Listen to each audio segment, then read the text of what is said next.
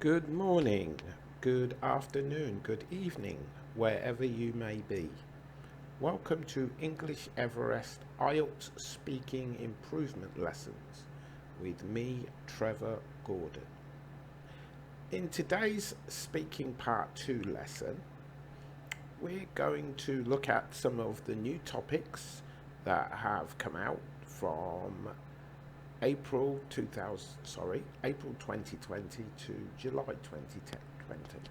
So I'm going to be uploading several of the most recent questions. If you do go to my website or go to YouTube, my channel English Everest on YouTube, you will see a lot of previous videos. Some of the videos that I've already made are still part of this current batch, so you could use those as practice. I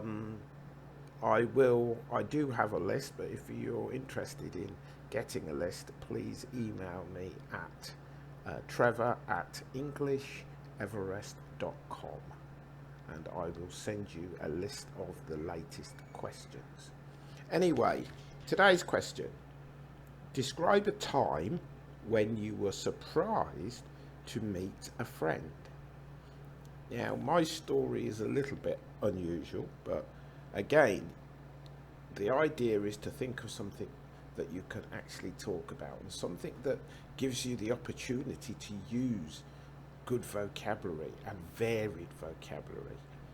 So try to think of something where you could use your English put it to good use.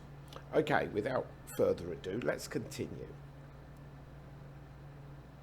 So you have to say where it was, who you were with, why you were surprised, and how you felt about it. One thing that you can note when you're preparing is this is an opportunity to check the grammar. What tense are these things in? Was, were, felt.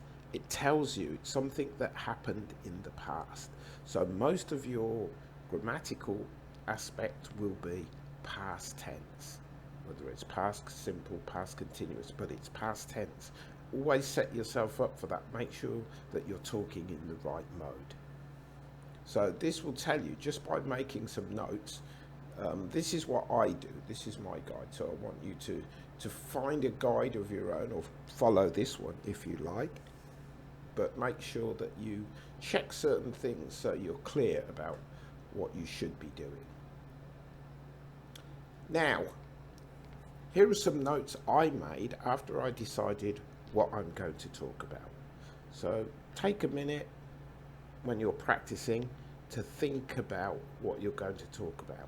Obviously, don't do this in the exam because you'll have your time to make notes, but you should have some idea of what you want to talk about by going through the lists of different questions, just writing down something so you don't have to think about it on the day. So where? A tour of Sri Lanka. Who? My old work colleague. Why was I surprised? We had not been in contact since I left the company. I was shocked. Why was I shocked? Pure coincidence of what happened. Okay. Some vocabulary to assist you. Now, for this story, this happened in another country, so I've given vocabulary that associates with this. If you've met someone in a place or unexpectedly, you can use some of these expressions like out of the blue, staring, chance in a million, shocked, 5 years before, maybe that was the last time you saw him or her. So you can use some of these, but remember, think of your grammar. What grammar can you use? Sorry, what vocabulary, my mistake, can you use?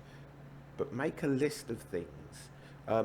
These are things from this video. If you want to create a similar story about someone you saw in an unusual place, by all means, use some of these. So, let's follow along. And, sorry, going back,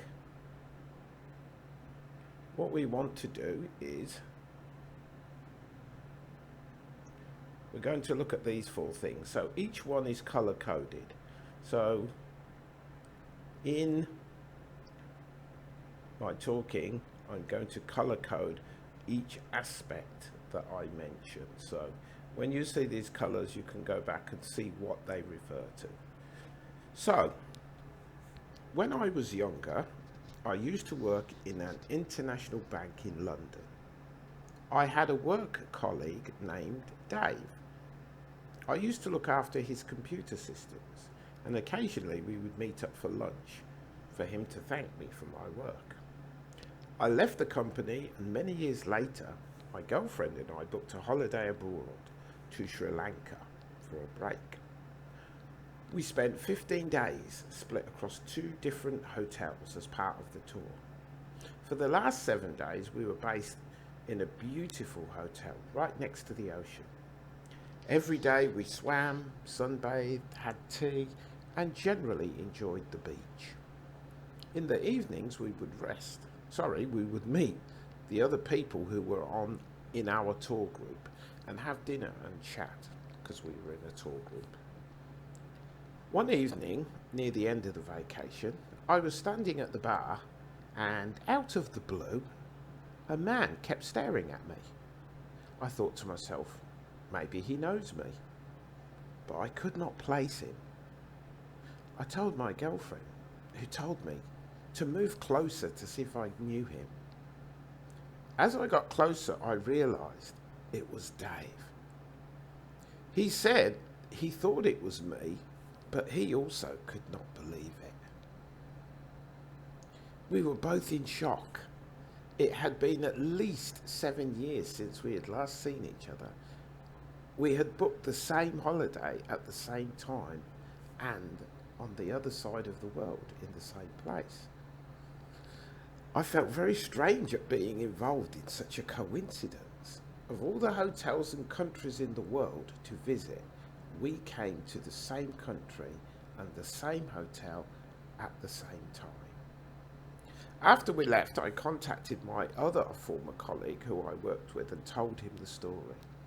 He was also stunned at the pure coincidence of the event. It was one of those chance in a million things. Now, my speaking, it's taken around 2 minutes. I've written it, so it should take you, if you speak at a reasonable pace, round about 2 minutes. Again, these are the things that you'll be practicing. Practice. Keep a clock or a timer next to you so you know how long you're talking for. Again, practice the format and the vocabulary. Use them to fit the topic you're talking about, or if you want to, you can use this topic or a similar topic. You don't have to talk about a real activity. If you can't think of anything, make something up. The examiner is not looking for truth. They're looking at or listening, should I say, to your speaking skills and picking things out. Can you tell a story? Can you keep something in sequence? One of the things is, can the examiner follow what you're saying and understand it easily? So if it's a story, which this is a story, most of these things are actually stories, make sure you keep it sequenced. These are the certain things that the examiner will be looking for, as well as your pronunciation, your grammar, etc. All the other things, but is it understood? Can the examiner understand it? Can he or she follow it easily? So there will be more of these videos to follow. I've made several. They will appear over the next week or two. So please go to the YouTube channel. Also visit the website and book some classes with us for not only IELTS and TOEFL, we also do general English. So good luck, keep practicing, and see you in the next video. Thank you.